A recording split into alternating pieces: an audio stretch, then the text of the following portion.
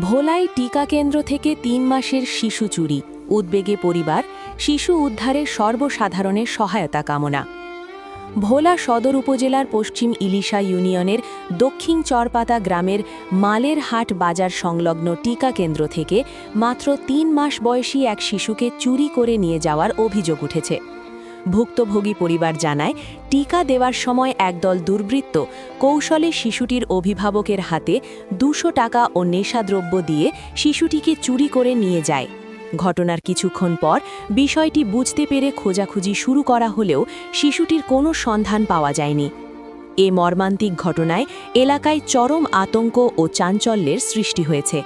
স্থানীয়রা শিশুটিকে দ্রুত উদ্ধারের পাশাপাশি দোষীদের শনাক্ত করে দৃষ্টান্তমূলক শাস্তির দাবি জানিয়েছেন। খবর পেয়ে বিষয়টি নিয়ে প্রশাসনের সংশ্লিষ্ট দপ্তর তদন্ত শুরু করেছে বলে জানা গেছে। শিশুটিকে দ্রুত ফিরে পেতে সবাইকে অনুরোধ করা হচ্ছে, এই সংবাদটি বেশি বেশি করে শেয়ার করুন। আপনার একটি শেয়ারই হতে পারে শিশুটিকে তার পরিবারের কাছে ফিরিয়ে দেওয়ার সবচেয়ে বড় সহায়তা। শিশুটির বিষয়ে কারো কাছে কোনো তথ্য থাকলে নিকটস্থ থানা বা স্থানীয় প্রশাসনকে দ্রুত জানানোর আহ্বান জানানো হয়েছে।